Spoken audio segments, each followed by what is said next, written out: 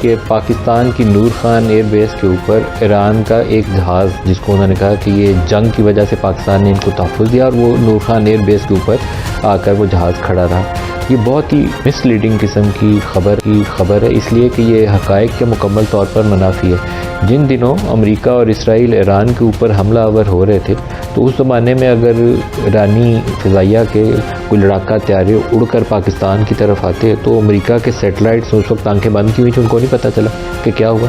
تو ہم نے مختلف سیکورٹی کے لوگوں سے اس پہ انپٹ لینے کی کوشش کی کہ اس کی خبر کی بنیاد پڑی کہاں سے، تو پتہ یہ چلا کہ جس زمانے میں امریکی وفود اور ایرانی وفود اسلام آباد میں ڈائیلاگ کے لیے آئے تو ان کے ساتھ سیکورٹی والے جہاز بھی آئے، سیکورٹی کی ٹیمز بھی آئیں۔ جے ڈی وینس آئے تو ان کے ساتھ ایڈوانس سیکورٹی کی ٹیم تھی، ان کا پورا لمبا چوڑا عملہ ہوتا ہے، ان کی گاڑیاں بھی ساتھ آتی ہیں، جہاز بھی ساتھ آتے ہیں۔ اسی طریقے سے ایران سے اگر کالیباف اور عباس عراقچی آئے تھے تو اس زمانے میں اسرائیل سے اتنا خطرہ تھا کہ یہ ان کا جہاز ٹیک آف کرے گا تو وہ اٹیک ہی نہ کر دیں، تو ان کے ساتھ بھی جہاز آئے۔ اور وہ دوستوں یہاں پہ سی بی ایس نیوز کا بہت بڑا خلاصہ یہ ہے، Pakistan allowed Iran to park military aircraft on its airfield despite mediator role in conflict with the U S. میں ڈے ون سے کہہ رہا ہوں یہ غداری کریں گے، یہ ایران کے ساتھ بھی غداری، انہوں نے ایران کے ساتھ غداری کی، ٹھیک ہے جی۔ ایران کے ساتھ غداری کیسے کی؟ ان کو پہلے پتا تھا لڑائی شروع ہونے والی ہے، ان کو ڈے ون سے سب کچھ کلیئر تھا کہ لڑائی شروع ہونے والی ہے، they knew it very well, they were involved hand and glove from day one۔ انہوں نے ایران کے ساتھ غداری کری، اب وہی غداری یو ایس کے ساتھ کر رہے ہیں۔ سی بی ایس کی رپورٹ ہے، یہ سی بی ایس کی رپورٹ ہے، کل کوئی یہ نہ بولے صاحب یہ تو انڈیا کا کوئی نیٹ ورک ہے، یہ تو کوئی انڈیا کا کوئی میڈیا، نہیں صاحب سی بی ایس کی نیوز ہے۔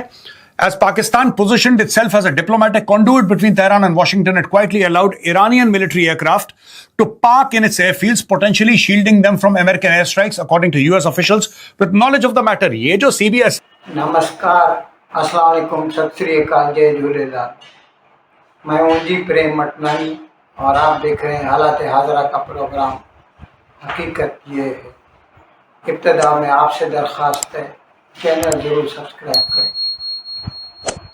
دوستو یہ تو ہم آپ کو بتا چکے ہیں کہ امریکہ اور ایران کی جو جنگ ہوئی تو اس میں پاکستان نے ثالثی کا کردار ادا کیا تھا۔ جب وہ بہت ہی شدت اختیار کر گئی تو پاکستان کے آرمی چیف نے صدر ٹرمپ سے درخواست کر کے یہ جنگ بندی کروائی تھی، اور اس کے نتیجے میں 8 اپریل سے لے کر آج تک سیز فائر عمل میں ہے۔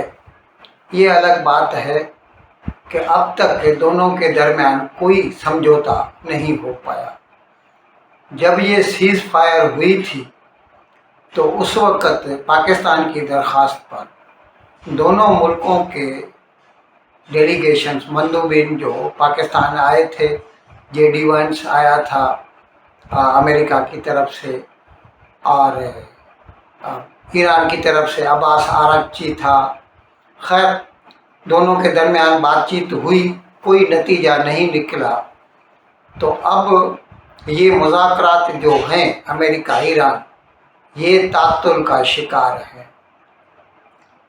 اب 2 روز قبل امریکہ کا ایک ٹی وی نیوز گروپ ہے سی بی ایس، اس نے اپنی ایک رپورٹ میں بتایا کہ جب یہ جنگ شدت اختیار کر گئی تھی اس وقت ایران نے اپنے جنگی جہاز، ملٹری ایئر لائنرز جو تھے، وہ پاکستان میں راولپنڈی میں جو نور خان ایئر بیس ہے، آپ کو علم ہوگا کہ یہ اس کے اوپر بھارت نے پچھلے سال مئی میں حملے کیے تھے اور کئی گڈھے بنا دیے تھے وہاں پر، اس کا سیٹلائٹ فوٹو بھی ہم نے جاری کیا تھا۔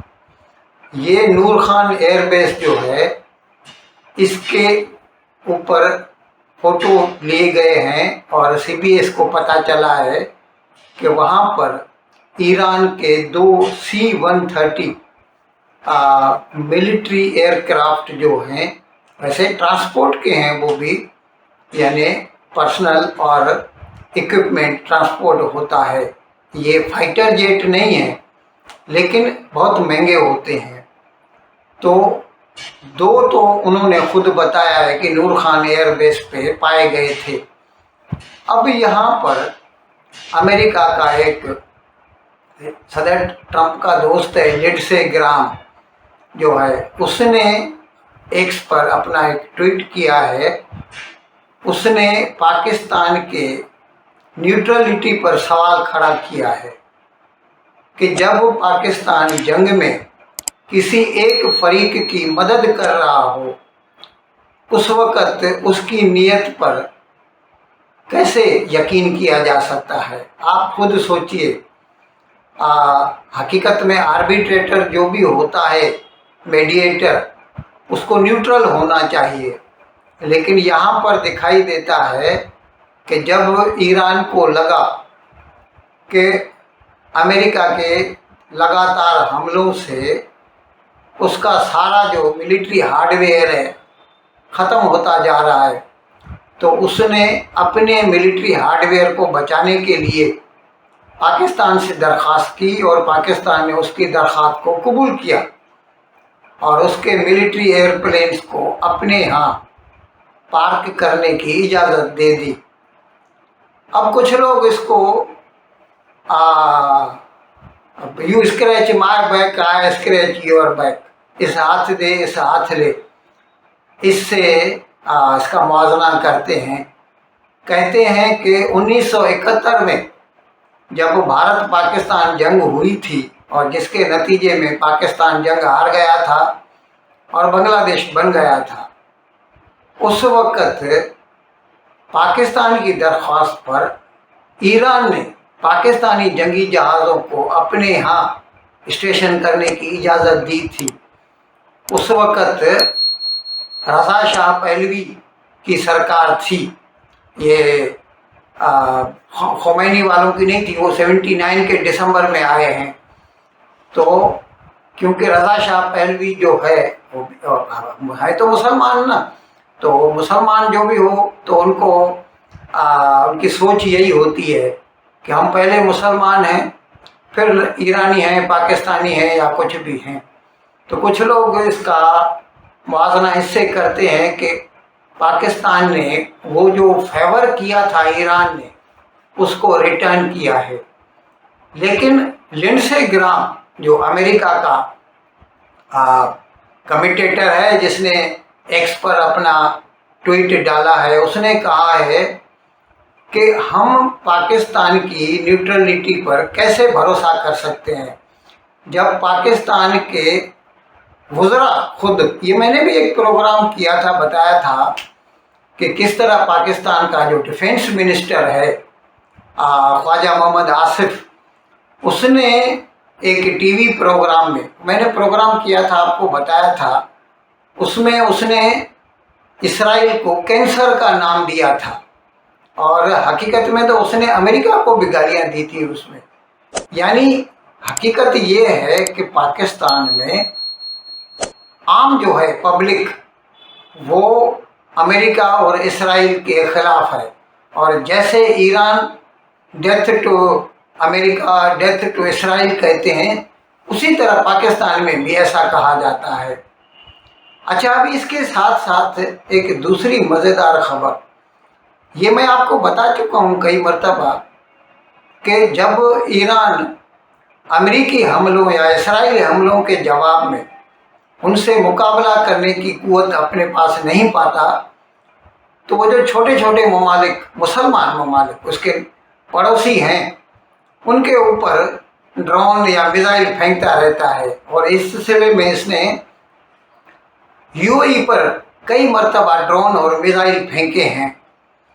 और ये भी मैंने प्रोग्राम किया था, बताया था कि यूएई के जो सदर हैं मोहम्मद बिन जैद, MBZ कहा जाता है उर्फाम में, उसकी दरख्वास्त पर वज़ीर आज़म नेतन्याहू ने उसको आयरन डोम दिया है, जो कि जिसके बारे में अभी उन्होंने खुद ये दावा किया है कि 99% जो है वो इफ़ेक्टिव है। कोई भी प्रोजेक्टाइल उसकी तरफ आए तो वो उसको उड़ा देता है। अब लेकिन जाहिर है 99 है, 100% तो नहीं है, कोई कोई गिर जाता है तो नुकसान हो जाता है। تو अभी क्या हुआ है कि क्योंकि इनकी जंगबंदी कानूनी तौर पर तो है, लेकिन रह के ईरान अपनी शैतानियों से बाज नहीं आता और यूएई के ऊपर मिसाइल फेंकता रहता है। तो उसका एक तो उसने आयरन डोम से अपना दिफा करना शुरू किया है, और दूसरे अभी उसने एक्टिव पार्टिसिपेशन भी किया है जंग में। यानी खुद मुत्तहिदा अरब अमारात की फ़ौजों ने मिसाइल फेंके ईरान की रिफाइनरी के ऊपर, उस एक रिफाइनरी को आग लगा दी उन्होंने। तो अभी उनमें ये हिम्मत आ गई है कि अगर तुम जंग चाहते हो तो चलो जंग ही सही, भले वो छोटा मुल्क है। अभी यहाँ पर उन्होंने इस बात का दावा तो नहीं किया, मुझे एक शक होता है कि जब इसराइल ने उसे आयरन डोम दिया है और आयरन डोम चलाने के लिए अपने पायलट भी दिए हैं उसे, तो हो सकता है कि उसको इसके साथ साथ कुछ अपनी अफवाज भी दे दी हूँ, वहाँ पर स्टेशन कर दी हूँ, क्योंकि अमेरिका जो है ना वो किसी भरोसे के काबिल नहीं है। भले उसने कहा है सब ये जो मशरक़ वस्ता के छोटे ममालिक हैं कि आपकी हिफाजत हम करेंगे, लेकिन अमेरिका ने उनकी कोई हिफाजत नहीं की। लेकिन इसराइल ने यूएई की दरख्वास्त पर एक तो उसे आयरन डोम दिया, और दूसरे मुझे लगता है उसकी अफवाज यूएई में बैठकर जो है पाकिस्तान के ऊपर और ईरान के ऊपर हमले कर रहे हैं। अब ईरान ने ऐसा कहा है कि क्योंकि यूएई जो है वो इसराइल के साथ दोस्ती करता है, अमेरिका के साथ दोस्ती करता है, इसीलिए हम उसके ऊपर हमले करते हैं। तो उसके जवाब में यूएई ने साफ साफ कह दिया है कि हम एक आज़ाद मुल्क हैं, हमारी मर्ज़ी किसी के साथ दोस्ती रखें दुश्मनी रखें, तुम कौन होते हो हमें ये बताने वाले? कोई तुम इस इलाके के चौधरी हो? तो खैर अभी मतलब ये साफ हो गया है कि यूएई ने अपना मन बना लिया है कि अगर ईरान ये साजिशों से बाज नहीं आया और उसके ऊपर हमलों से बाज नहीं आया तो वो खुलम खुला उसके साथ जंग में हिस्सा लेगा। लेकिन ये बहुत ही गुमराह कुन खबर है जिसका मकसद इस बातचीत के अमल को ख़राब करना या मिसट्रस्ट पैदा करना है, क्योंकि इस्लामाबाद जो है वो इस वक्त एक सेंट्रल रोल है, उसका कलीदी किरदार है उसका। ईरान भी कह रहा है कि मेरा एक ही सालिस है और उसका नाम पाकिस्तान है। अमेरिका से ट्रंप साहब भी रोज़ कहते हैं कि आई लव पाकिस्तान और मैं पाकिस्तान के ज़रिए ईरान से बात कर रहा हूँ। तो ये चीज़ नेतन्याहू को हज़म नहीं होगी, इंडिया को हज़म नहीं होगी, और इस तरह के पाकिस्तान के जो दुश्मन हैं उनको कभी ये हज़म नहीं होगी और तकलीफ़ होगी। तो हम प्रोग्राम में इस पर भी बात करेंगे, बातचीत कैसे आगे बढ़नी है उसको भी डिस्कस करेंगे। लेकिन साथ ही जब पाकिस्तान के दुश्मनों का जिक्र करें और पाकिस्तान में जो दहशतगर्दी के वाक़यात हो रहे हैं, यूएस ऑफिशियल्स को कोट कर रहा है भाई। यूएस ऑफिशियल्स कहते हैं हमें पता है, ये किसी जर्नलिस्ट ने नहीं बोला, ये यूएस ऑफिशियल्स ने बोला हमें पता है इन लोगों ने क्या किया है। इनको यह पता था कि जितने भी इनके बड़े बड़े जहाज हैं जो उन्होंने तेल बेच के लिए ईरानियों ने, पाकिस्तान ने इनकी मदद करी शील्ड करने के लिए। पाकिस्तान, देखिए आप क्लियर हो जाइए, अगर आप ईरान के साथ हैं कोई बात नहीं, वेरी गुड। अगर आप अमेरिका के साथ हैं और इजराइल के साथ हैं, very good. Problem with the Pakistanis is कि ये अमेरिका को बोलते हैं जनाब हम आपके साथ हैं, ठीक है, हम आपके साथ हैं, और ये बोल के आपके साथ हैं ईरान को धोखा देते हैं। फिर ये कहते हैं ईरान को कि जनाब हम आपके साथ हैं, फिर अमेरिका को धोखा देते हैं। ये दोगलापन, ये गद्दारी ठीक नहीं है। You can be with Iran, very good. You can be with America and Israel, very good यार, that's your point of view, वो आपकी चॉइस है। लेकिन ये नहीं हो सकते कि आप मल्टीपल सब लोगों को एक साथ चलाएं और फिर बेवकूफ बनाएं और फिर गद्दारी करें। इन अल्फाज के साथ आज का प्रोग्राम ख़त्म करने की आपसे इजाज़त चाहता हूँ, लेकिन विदाई लेने से पहले एक मरतबा फिर आपसे मेरी दरख्वास्त है कि जिस किसी साहब या साहिबा ने अब तक हमारे इस चैनल को सब्सक्राइब नहीं किया, ज़रा करम इसको जल्द से जल्द सब्सक्राइब करें, प्रोग्राम को लाइक करें, शेयर करें और घंटी का बटन दबाना ना भूलें। बहुत बहुत शुक्रिया। खुदा हाफिज़।